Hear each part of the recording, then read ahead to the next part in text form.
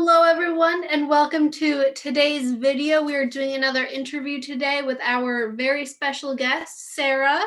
So in a minute we are going to have her introduce herself and let's get right into it.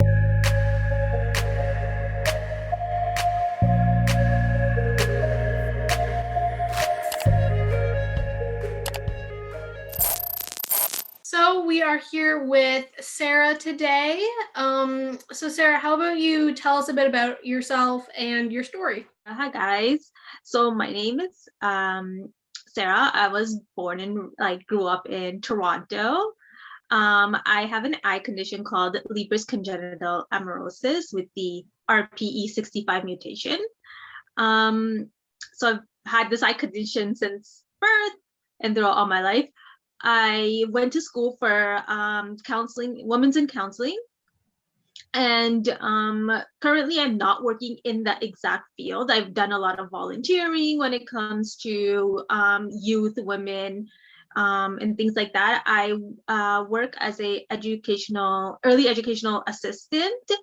But since December 1st, things have kind of took a turn and I am currently home recovering from a car accident that I was in. First of all, I'm also going to school for ECE, so that is so cool. That's something I didn't know about you. So cool that we're kind of in the same field. I know there's actually a few people who I know with visual impairments who are in that field, which I think is so great.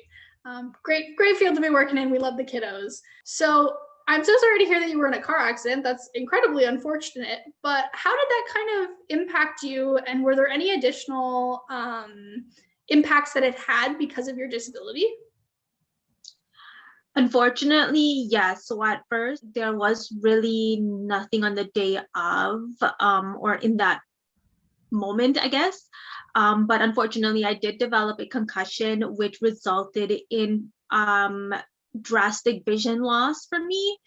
I also tore my rotator cuff and my whole left side of my body has just been kind of like out of sorts. So at this point I am recovering, getting better, and thankfully I don't have as many concussion symptoms, or they're not as frequent as they used to be. And I was really worried about my vision, and thankfully that has sort of gone. I've sort of regained a little bit more of my vision back ever since the accident, so which was really nice to know. And yeah, so right now it's just been focusing on recovering. I'm my dominant hand is my left hand, and it's my left side that's injured, so it's just affecting me in just doing daily activity things, I guess, or even just sitting for a long period of time. Yeah, I mean, concussions and vision loss do not go together. I know for me, I'm already light sensitive, and I have a feeling that if I ever got a concussion, I know concussions cause light sensitivity, that I literally think I would just have a 24/7 like headache. Like I can't even imagine having those two things together. Yeah, and with my eye condition and whatnot, like, always before I was always have the lights on so I can see clearly and stuff, but ever since the accident, I'm literally, it's the opposite, walking around and turning off all the lights.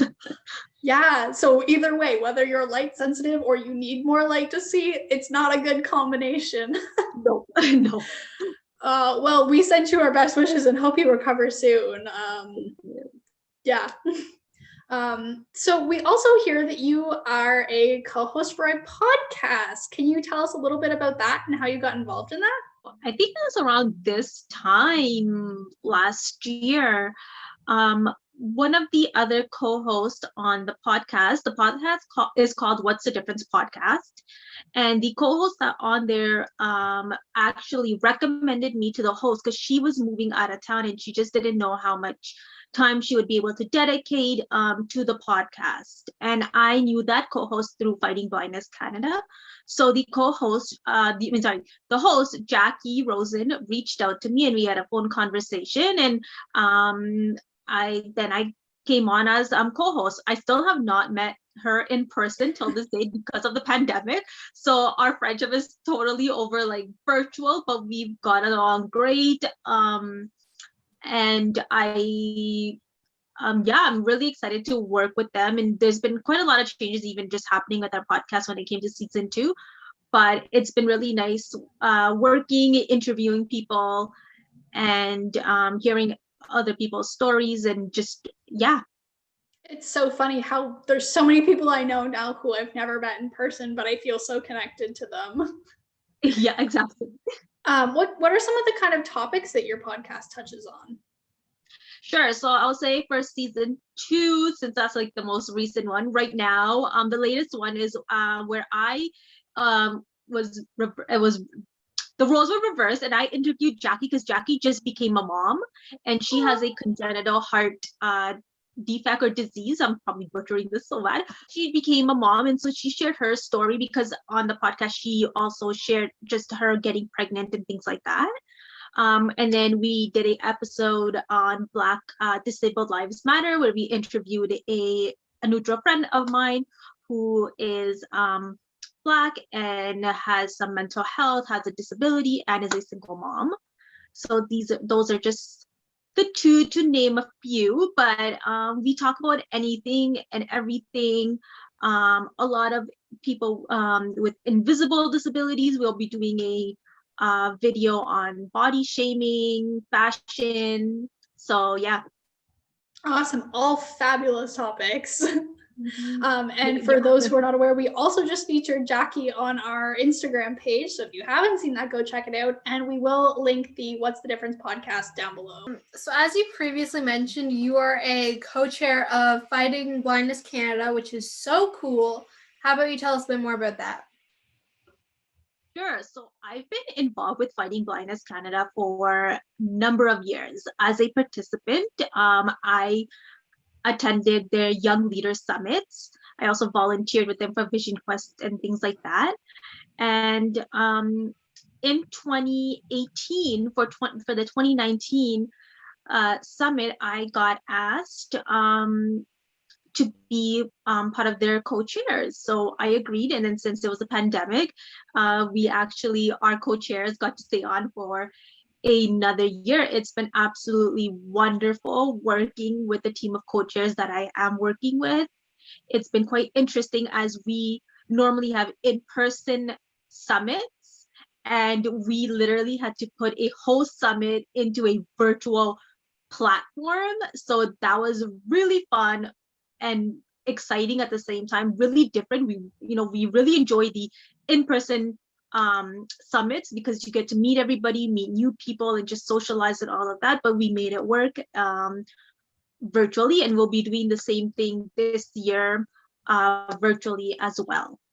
And let me just say, you guys did such a good job. So Hannah and I went to the Young Leader Summit in person in Toronto in 2019, the fall of 2019. So we did actually get to go and experience that. And it was so great meeting the people there that we did go to the virtual summit in the fall of 2020. And I hear there's also one coming up at the end of April, which is so exciting. The last weekend of April, yep.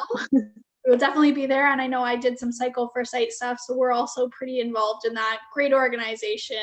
I guess for anybody who is also looking to potentially get involved in the virtual Young Leaders Summit, we can also link that down below if you want to participate. It's a great organization.